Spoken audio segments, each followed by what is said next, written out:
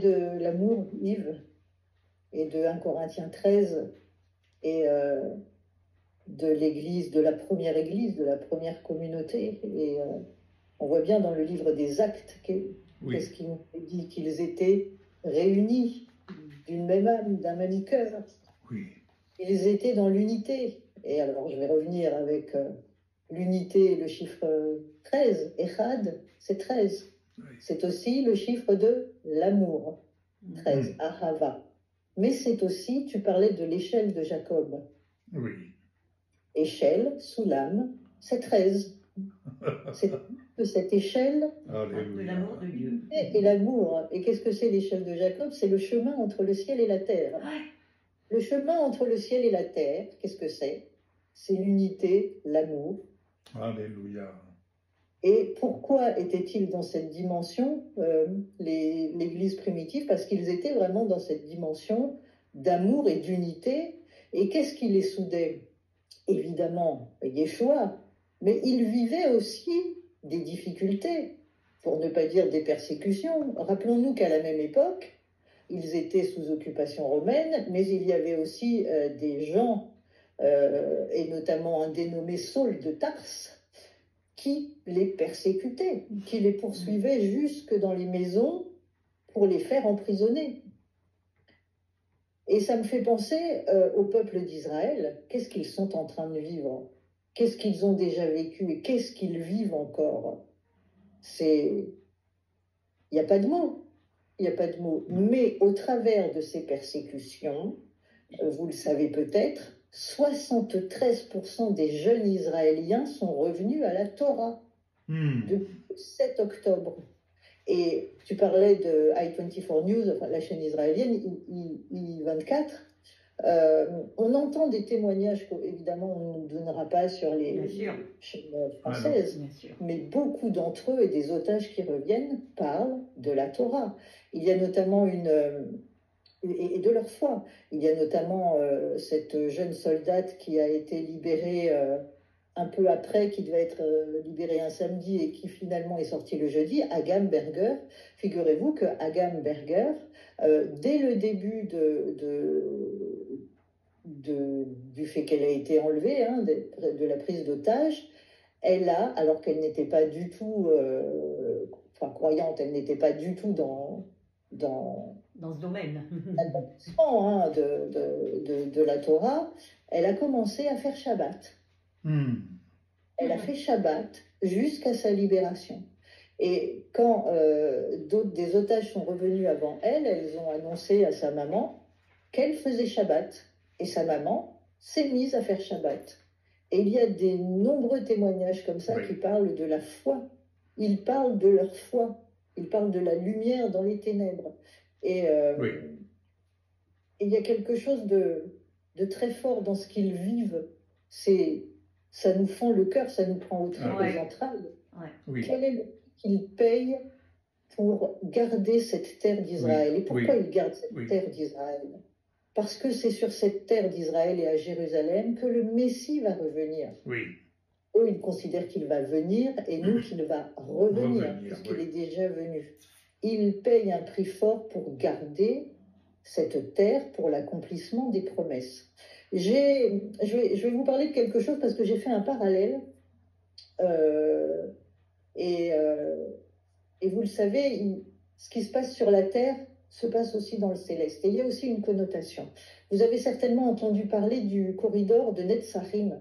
Il en est question beaucoup hein, quand on suit la libération des otages où Tsahal est posté. Ce corridor de Netzarim, il a été mis en place après le 7 octobre, quelques jours après le 7 octobre, quand la guerre a commencé. Et ce corridor des Netzarim, il relie le sud d'Israël à la mer Méditerranée, et il fait environ 2 km, et il isole la ville de Gaza de la bande de Gaza. Et ils sont stationnés là, en fait c'est une zone tampon de 2 km de large, c'est un couloir dans lequel l'armée peut surveiller la zone et organiser des raids. Alors quand j'ai entendu, parce que ça fait un petit moment que je réfléchis à ça, le nom Netzarim, je me suis dit Netzarim, ça me parle ça, Netzarim.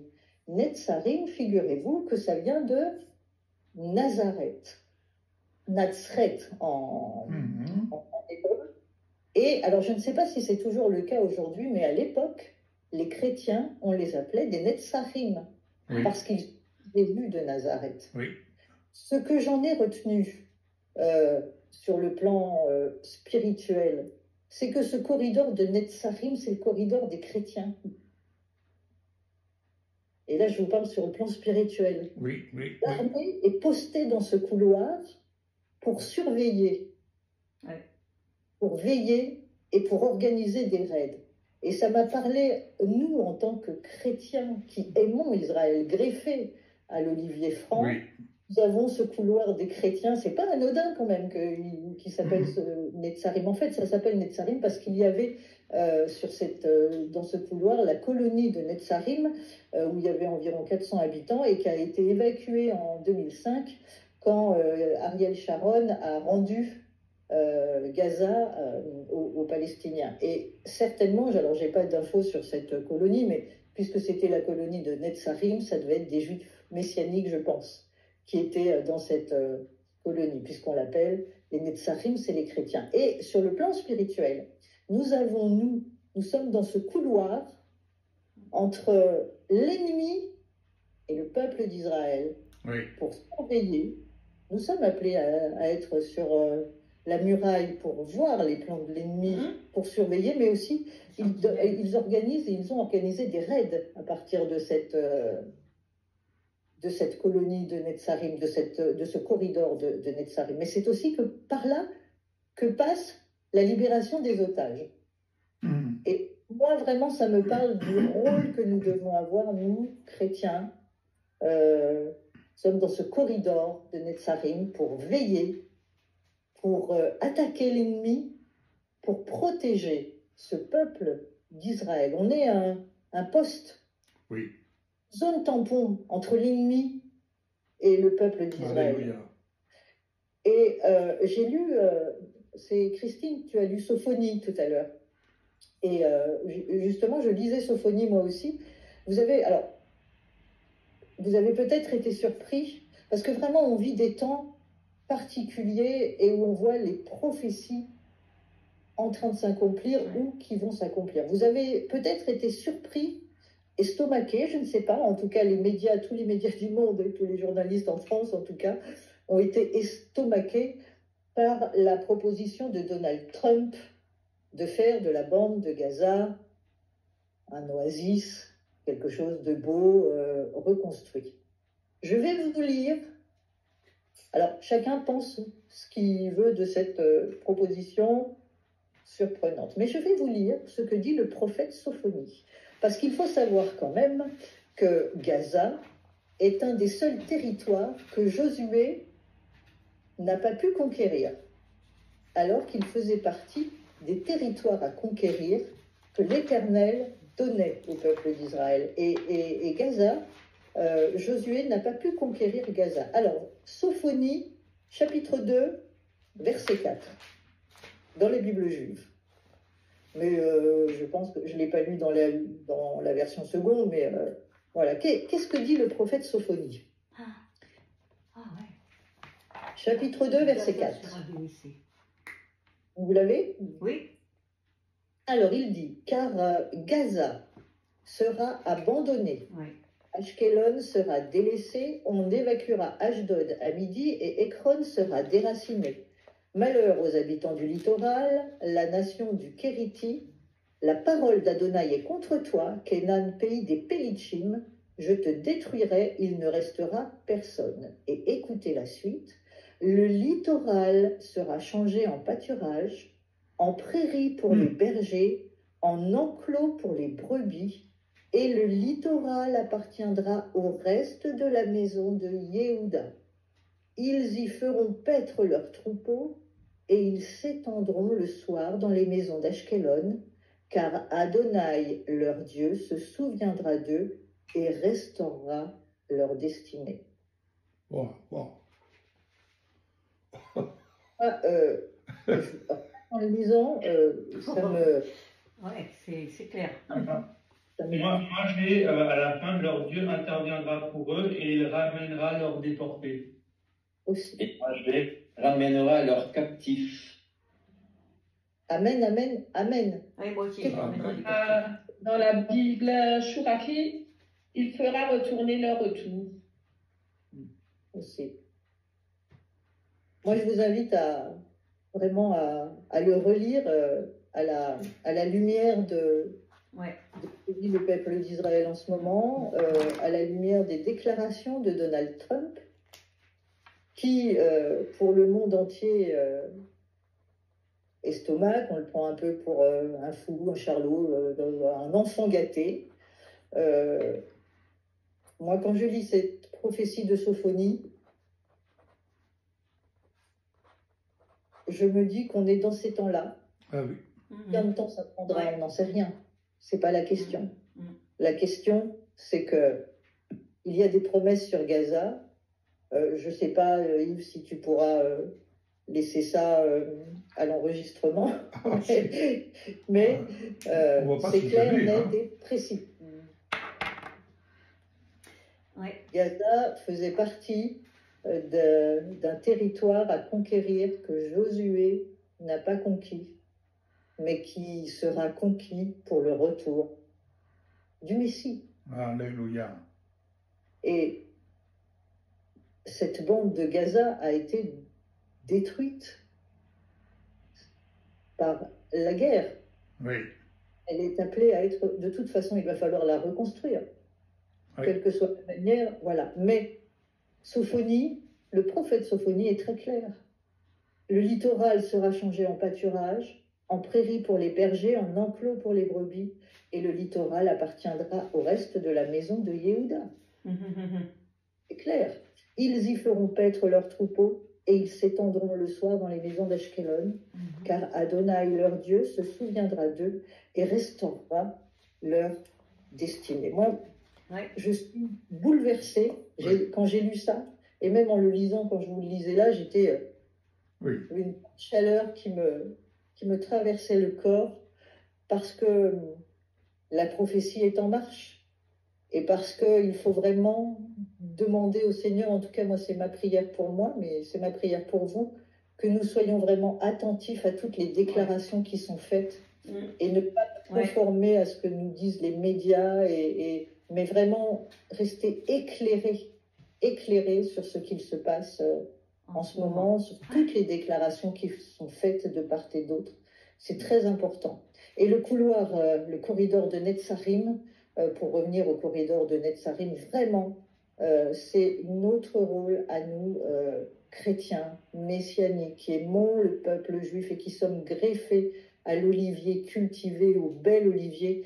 Eh bien, c'est notre rôle d'être cette zone tampon entre l'ennemi. Nous sommes un bouclier, c'est le bouclier, la zone tampon, qui se met face à l'ennemi. Oui. Comme le roi David, qui n'était qu'un berger à l'époque, s'est mis face à Goliath. Qui es-tu, toi, qui ose insulter les armées de l'Éternel? C'est notre rôle aussi à nous d'être ce bouclier, cette armée de l'Éternel qui, d'ailleurs, Goliath était un Philistin, un géant philistin. Donc, vraiment... Et les Palestiniens sont des descendants des Philistins. Oui. Philistins. Oui, c'est les Philistins. Donc, voilà. Vraiment, les prophéties sont en marche. Oui.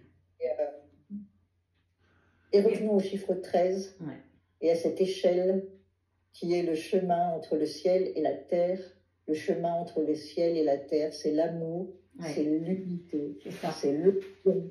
Ce chiffre 13, c'est Corinthiens 13. Vraiment, c'est un chiffre, vous le disiez la semaine dernière, que les superstitieux ont mis comme étant un chiffre qui porte malheur. Et je pense vraiment qu'il y a quelque chose de l'ennemi là-dedans pour fausser les cartes. Oui. Mais le 13 est un chiffre béni, c'est l'amour, c'est l'unité. Adonai Echad, c'est l'unité. D'ailleurs, j'ai un peu regardé le nom des... Ça, c'est entre parenthèses. J'ai regardé la traduction des noms des 3 otages qui ont été libérés hier. Et combien ça a été douloureux de voir ces hommes. Oui. Ah oui. C'est monstrueux. Oui. C'est monstrueux, c'est ténébreux. Et on voit là toute la méchanceté de l'ennemi, vraiment. Et il est vraiment démasqué, sauf ceux qui ne veulent pas voir, évidemment. Mais Ohad, Un des prénoms, c'est Ohad. Ohad, c'est Echad, c'est l'unité. Il y en a un autre, c'est Or, Uri. Or, c'est la lumière de Dieu. Et puis, Eliyahu, c'est Dieu, mon Dieu. Ils ont tous trois des noms divins. Et la lumière, l'unité, Dieu est en train de se révéler, je crois, au peuple d'Israël. N'oublions pas, je vous le disais, 73% des jeunes israéliens sont revenus à la Torah. C'est quand même... Oui, oui. C'est beau. Et Merci Seigneur. la première église, pour revenir à l'église primitive, pourquoi elle était puissante et vaillante? Elle était aussi...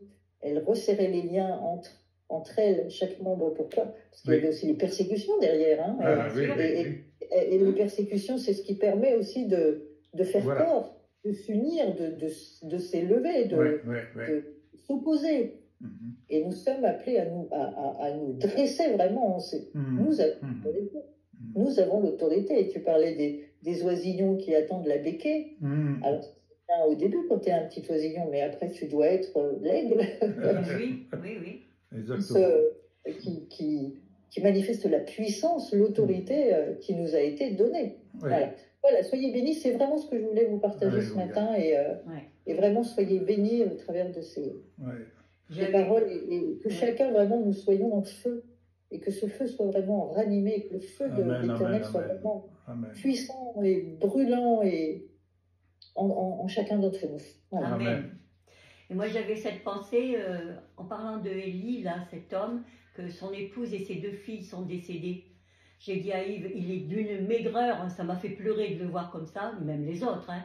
Mais je disais à Yves, quelle force en eux, quelle force, parce qu'il a fallu tenir le coup. Il a vu sa femme et ses 2 enfants tués devant lui. J'ai dit, regarde cette force. Il est maigre, il a dû vivre des moments de terreur, terrible, pendant qu'il était prisonnier. Mais j'ai dit, cette force qui est en lui, c'est la force que Dieu lui donne. Je disais ça à Yves hier. Et je disais à Yves aussi, souvent on dit, on a du prix aux yeux de Dieu. Et je disais aussi, regarde ce pays d'Israël, combien les gens d'Israël, combien chaque âme d'Israël, elle a du prix pour son pays, elle a du prix pour sa terre. Ils échangent trois hommes contre 183 ou 153, je ne sais plus. Mais j'ai dit à Yves, 50 par soldat. Voilà, j'ai dit à Yves, mais tu te rends compte le prix qu'il donne à son peuple? J'étais bouleversée hier quand j'ai vu ça. Je disais à Yves, mais ils donnent, en plus c'est des criminels les autres. Ils échangent des criminels. C'est ce qu'on voit, il y a l'injustice. Voilà. Et la méchanceté. Ce sont 3 innocents qui n'ont rien fait. Oui. Qui sont mangés contre des meurtriers qui ont du sang sur les mains. Et ce qui m'a interpellé hier, en écoutant, pour le peu que j'ai pu entendre, parce que ça passait assez vite, la traduction en français passait assez vite, mais ce que j'ai pu choper, quelque chose, ils interpellaient, ils interrogeaient un sage, un homme considéré comme un sage, et qui, on le voyait avec beaucoup d'émotion. Il disait, vous savez, ce n'est pas fini. Si on s'approche de la frontière de cette bande de Gaza, ils sont prêts à nous tirer une balle entre les 2 yeux. Ce n'est pas fini. Mais quand tu as lu ce passage-là, Valérie, je me suis laissé aller à lire la suite, et la suite ne peut que nous encourager dans notre position. Et en regardant ce peuple, je les voyais, ils étaient là serrés les uns contre les autres là-bas en Israël, et je les voyais sur leur parcelle de terre,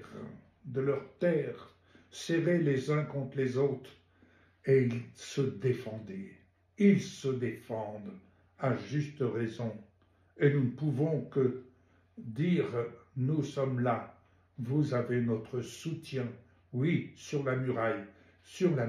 Vous savez, bien aimé, nous devons quitter notre linceul. Nous sommes peut-être Je dis bien peut-être, je ne connais pas, nous sommes peut-être là, ici, une poignée d'individus, mais cette poignée d'individus, il faut qu'on se montre conquérant à côté de nos bien-aimés. Écoutez, je continue de lire, comme Mireille, tu peux lire la suite à partir du verset 8 à 9 dans Sophonie. J'ai entendu les insultes de Moab et les railleries du peuple d'Ammon, comment ils ont injurié mon peuple. Ouais. Et se sont vantés d'étendre leur territoire.